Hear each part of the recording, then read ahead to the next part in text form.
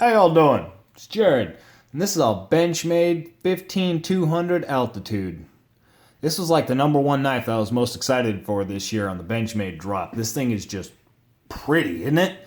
It's an excellent looking knife. But if I can get any point across in this video, it is this thing is freaking tiny. It is small. The blade stock is 0.09 inch.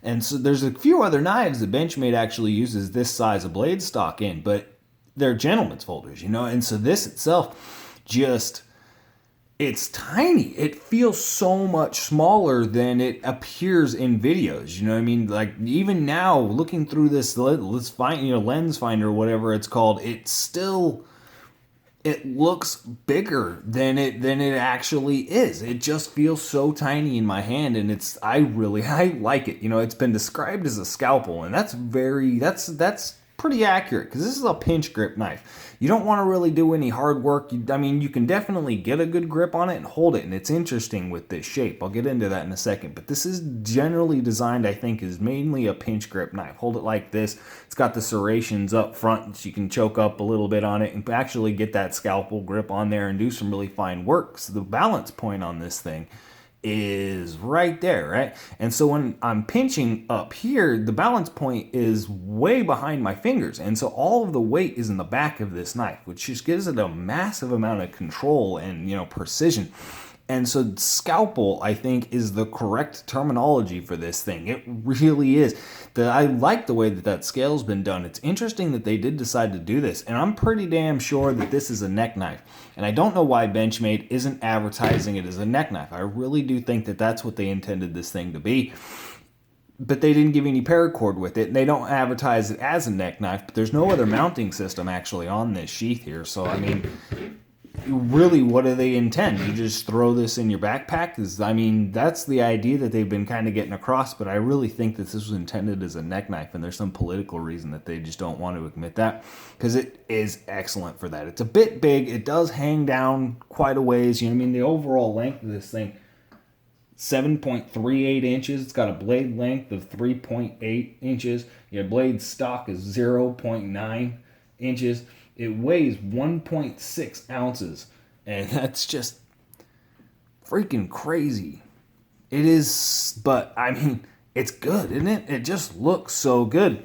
When I first picked that thing up, when they first handed it to me, I was like, holy crap, this thing is tiny. This is a 319. It's something else that they're advertising new for this year. Kind of give you an idea of the size, and this is actually the same blade stock. It's 0.09 as well on this S30V for the 319. And the same thing with this S30V blade here on the 535, right? The 535 bug out has actually got that same blade stock. And so one thing that does, right? Here's another one actually. This is a 531 Pardue. It's that same really thin blade stock. And so you can see the kind of knives that they've been using this thin of stock on, it's an interesting choice for them to actually make a fixed blade out of it. I think they were really dedicated to the weight savings, and they did an excellent job on that, because this knife will do the job for what it's intended.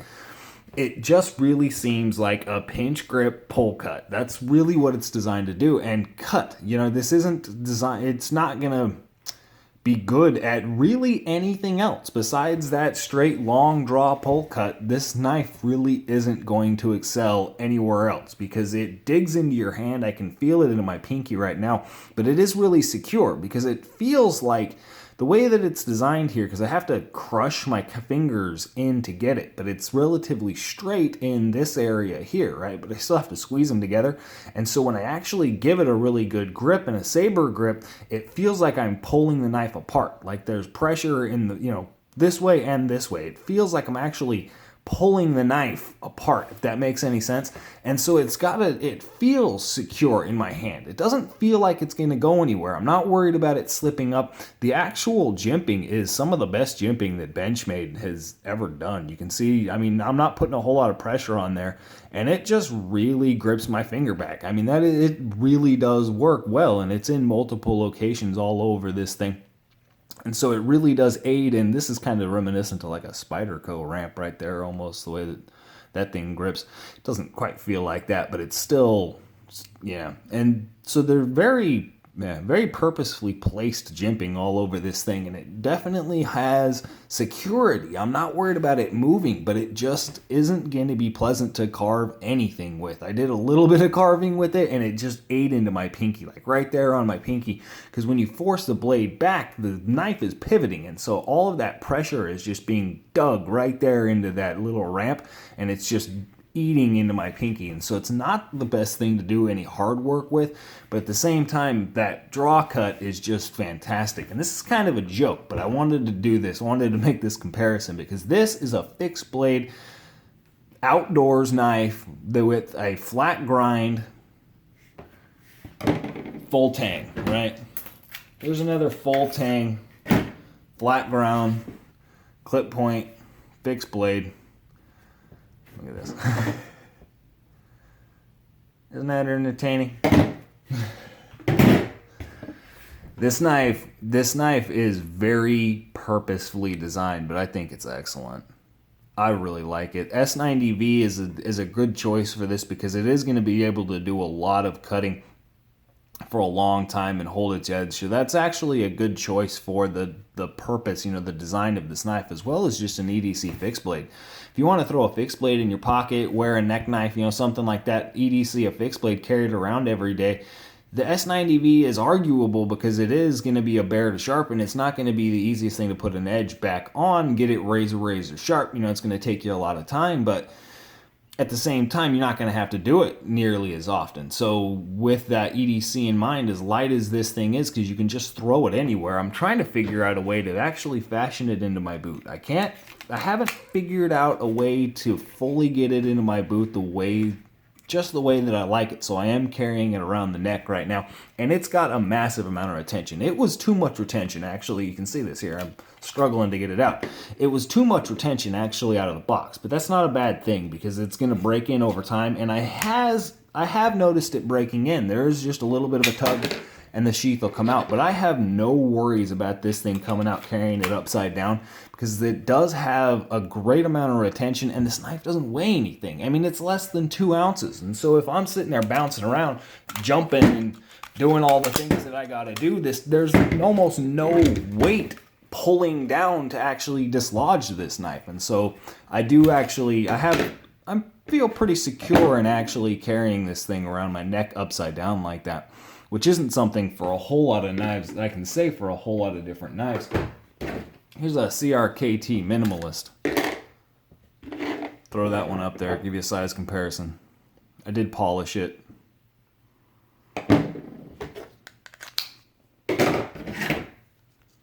It's a CRKT Spew. Another little knife. It's amazing how much heavier the Spew is than this one. I mean, it's probably like, a third of an ounce heavier, but it feels so much heavier. This knife is deceiving. Because of its size, it's got a 3-inch blade and a 4-inch handle. That's what it is. It feels smaller than it should be. There really is a feeling here that I can see a lot of people not liking this knife. I can see a lot of people kind of laughing at this thing, like, oh, what the hell? Why would they even make this thing for $230 MSRP? Why would you even come out? I can see that. I can actually understand that opinion, but at the same time, I don't fall into it because I like it. It's not the most purposeful thing. It's never going to be my favorite knife, but I just think it's pretty. And I definitely do like the fact that I can throw this thing almost anywhere. Yeah. I wonder how it's going to do. I think it's going to sell really well for them just because it's pretty. But I wonder how many of those people are actually going to love this knife. That's it. Y'all have a good one.